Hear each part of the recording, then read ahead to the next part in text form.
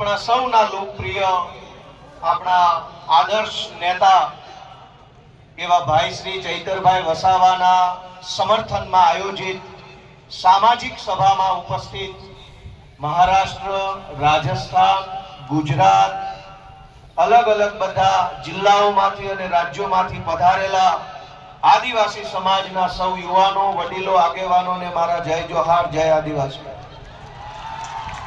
મંચ ઉપર ઉપસ્થિત ગુજરાતભરના આદિવાસી સમાજ માટે હંમેશા જેઓ લડે છે એવા ભાઈ શ્રી અનંતભાઈ પટેલ, હંમેશા જેમણે ચૈતરભાઈની સાથે ખભે ખભો મિલાવી અને ગુજરાતભરના મુદ્દા ઉઠાવ્યા છે એવા શ્રી સુદાનભાઈ ગઢવી, ચૈતરભાઈની સાથે મળી અને આદિવાસી વિસ્તાર માટે, અમારી પાર્ટી માટે, ગુજરાત માટે હંમેશા જેમણે કામ કર્યું છે એવા ભાઈ શ્રી મનોજભાઈ સોરઠિયા, મહારાષ્ટ્ર અને રાજસ્થાનથી પધારેલા આદિવાસી સંગઠનોના સૌ આગેવાનશ્રીઓ, નિવૃત્ત આઈએએસ સાહેબશ્રી, બધાનો પહેલા તો હું ખૂબ ખૂબ આભાર વ્યક્ત કરું છું કે આ મુશ્કેલ ઘડીમાં બધા એક થઈને ભેગા મળીને ચૈતરભાઈની સાથે ઊભા છે.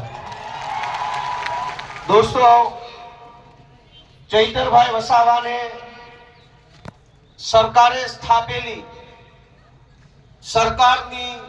સરકારના પૈસાથી ચાલતી સરકારની અદાલતે 7 વર્ષની સજા આપી છે અને સરકારે સ્થાપેલી સરકારના નિયમથી ચાલતી અદાલતે જે સજાનો ચુકાદો સંભળાયો, એ સજા, એ ચુકાદો આ જનતાની અદાલતમાં લઈને અમે બધા આવ્યા છે કે તમને એ માન્ય છે કે નહીં.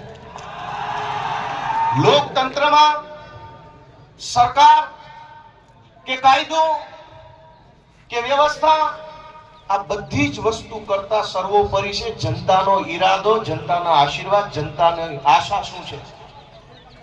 સરકારની પોલીસ સ્ટેશન, સરકારના સરકારી વકીલ, સરકારની ફોરેન્સિક લેબોરેટરીઓ, સરકારનો ફરિયાદી, સરકારની તપાસ, સરકારનો દલીલ, સરકારનું બધું જ, પણ જનતાની અદાલતમાં સરકારનું ના ચાલે. આ જનતાની અદાલત ભેગી થઈ છે, આ આદિવાસી સમાજની અદાલત છે.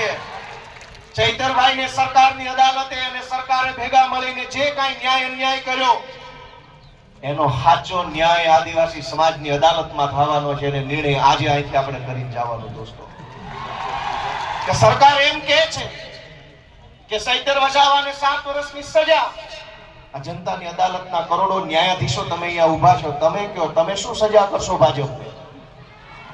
જો ભાજપની સરકાર ચૈતર વસાવાને 7 વર્ષની સજા કરે તો આ આદિવાસી સમાજની અદાલતમાં ભાજપને 70 વર્ષની જેલની સજા આપણે કરવાની થાય. આવનારા 70 વર્ષ સુધી ભાજપનું બટન નહીં દબાવવાનું અને એને સજા આપવાનો નિર્ણય આજે આ જનતાની અદાલતમાં થવો જોઈએ. લોકશાહીમાં જનતાથી મોટું હોય કોણ? જનતાથી મોટું કોણ? જનતાથી મોટી પોલીસ નહીં, જનતાથી મોટું જંગલ ખાતું નહીં, જનતાથી મોટા મુખ્યમંત્રી પણ નહીં, સૌથી મોટી જનતા. અને જનતાએ નક્કી કર્યું કે અમારો નેતા ચૈતર વસાવા છે. દોસ્તો, એટલે આ સજા માત્ર ચૈતર વસાવાને નહીં, જનતાને છે આ સજા. કેમ કે જનતાએ નક્કી કર્યું ને અમારો નેતા ચૈતર વસાવા. તો કરોડો લોકોને જે ચૈતર વસાવા ઉપર વિશ્વાસ છે, કરોડો આદિવાસીઓને જે ચૈતર વસાવાની ઉપર આશા છે, એને જેલમાં પૂરવાનો અર્થ એ થયો કે કરોડો લોકોને ભાજપની સરકારે સજા આપી છે કે તમારી પાસેથી તમારો નેતા છીનવી લીધો.